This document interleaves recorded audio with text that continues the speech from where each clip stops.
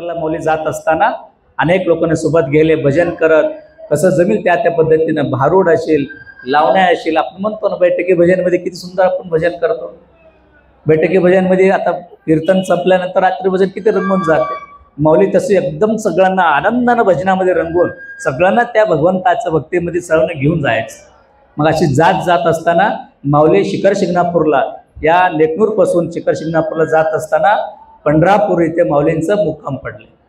पंढरापूरमध्ये माऊलींचं मुक्काम पडल्यानंतर रात्री सर्वांचे असं मेळा भरला होता. सर्व संतांनी एकत्रित बसलेले होते. कारण त्यावेळामध्ये म्हणावा तशी काय अनुकूल काही नव्हता. कारण मुघलांचं असल्यामुळं फार काही आत्तासारखं दिंडी आला, खूप लोक जमले अशी काही परिस्थिती नव्हता. परंतु आहे तेवढं मोजकेच संत एकत्रित बसायचं, मोजकेच लोक एकत्रित बसायचं. म्हणून त्यावेळामध्ये व्यवस्था देखील काही नव्हता. म्हणून माऊली कुठं बसले? वाळवंट्यामध्ये जाऊन बसले. सर्व आपल्या लोकांना घेऊन बसले, वाळवंट्यामध्ये बसले. अनेक संत एकत्रित आले. अनेक संतांचं बोलणं सुरू झालं, चर्चा सुरू झाला. आणि चर्चा करत करत सर्वांना वाटला अभाऊ एवढा सगळा आनंदाने इथं होत असेल तर एखादं कीर्तन होऊन जाऊ द्या. मग माऊलीनं अचानक सर्वांची चर्चेमध्ये म्हणले की माऊलीला सांगितले, नाही शिवराज स्वामी तुम्ही आता कीर्तन करायला सुरुवात करा. त्यांना आनंद वाटला. कारण मूळतः ते संत असल्यामुळे त्यांना काय फार काय वाटत नव्हतं.